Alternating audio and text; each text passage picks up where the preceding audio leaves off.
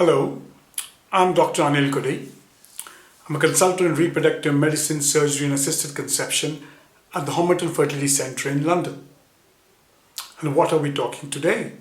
It's quite an interesting topic, and I'm going to discuss one of my cases which I've treated successfully with fluid in the endometrial cavity.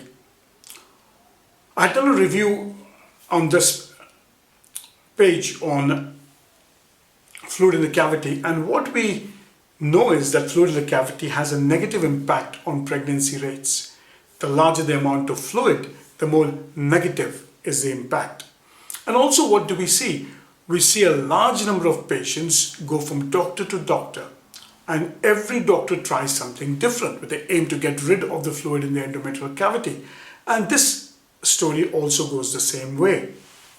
So this was a case of a 33-year-old lady who had, I would say, unexplained. She had fluid in the cavity and she had an intramural fibroid. And she had 2 hysteroscopies done to check for the fluid in the cavity. A story that is very similar. They found nothing. One of this was done before the IVF procedure too. She had a laparoscopy for her hydrosalpinx to detect, and the hydrosalpinx was absent. And then she had swabs taken to look for infection. The swabs came out negative. She was then given 2 courses of long-term antibiotics, which is also commonly done, and this also did not give any results. Her AMH was 13.6, so eventually IVF was done. 8 oocytes were collected, 3 blastocysts were frozen, and the fluid in the cavity continued. A repeat hysteroscopy was done again, and it did not show any abnormalities.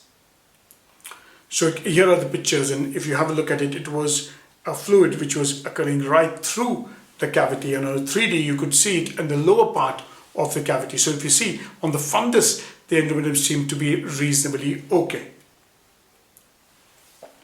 So if you look at the downregulation, the first case, what a clinic did was they used a long protocol and downregulated, and then used 8 milligram of Proganova. The fluid continued, so you used 10 milligram of Proganova. The endometrium started thinning, again, a common thing that can occur, and the fluid continued. So this cycle was abandoned. In the second cycle, they started with a slightly increased dose of Proganova, and then the endometrium stuck to about 6.5 millimeter, and the fluid in the cavity continued. And so by this time, the couple had spent 2 years without success. So if you let's look at the principles of treatment. So if you see fluid in the cavity, what do you rule out? You rule out hydrosalpinx, you rule out infection, you rule out intrauterine adhesions, and you check if endometrial growth is possible. And believe me, keep a lookout for that.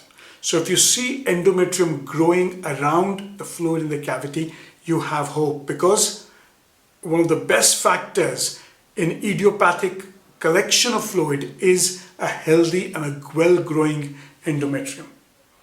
And that confirms the possibility of treatments. Also, I want you all to step back. And I'm not giving you something which is a secret.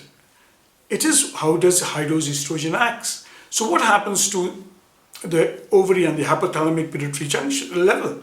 So as soon as you start increasing high doses of estrogen, what are you doing? You are blocking the FSH signal. So in fact, you're starting to downregulate very, very fast. And in fact, in those cases, you keep on thinning the endometrium after day 7, day 8, rather than thickening it. And this is a common problem that you face again and again. So I said, well, after having a good look, I saw some endometrium growing around. So I said, let's just change. Let's just stop Proganova. Let's bypass the first pass effect, and let's use patches. So I used Everol patches, 100 microgram, and this was given once in 3 days. Scanned after 14 days, and the positive sign was the endometrium had gone up to 7.1 millimeter and the fluid had reduced. And that was a reassuring sign. So I said, let's give it another try, and if the endometrium is good, and we'll go ahead and proceed. And what was the second try? And I've tried it sometimes.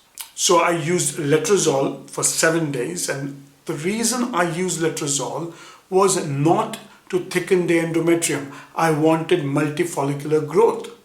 And sometimes letrozole, when you extend its use, can give multifollicular growth. And then I continued the 100 microgram of estrogen patches. The endometrium by day 12, day 13 was trilaminar, and you can have a look at the picture. The fluid in the endometrial cavity had disappeared, and embryo transfer was done, and eventually a successful intrauterine pregnancy was achieved with a positive fetal heart. So what have we learned from this case? And this is what I almost always tell my trainees, is have a different look at that fluid in the cavity.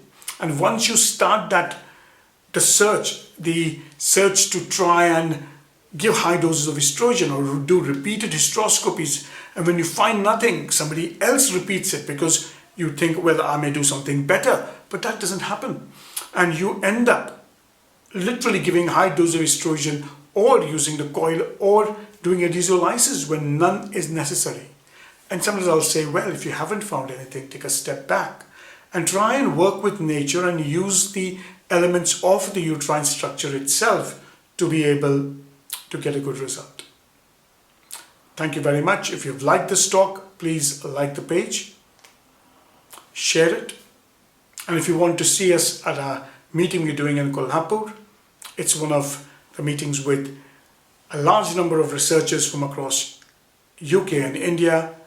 Please join us in January 2020. Thank you.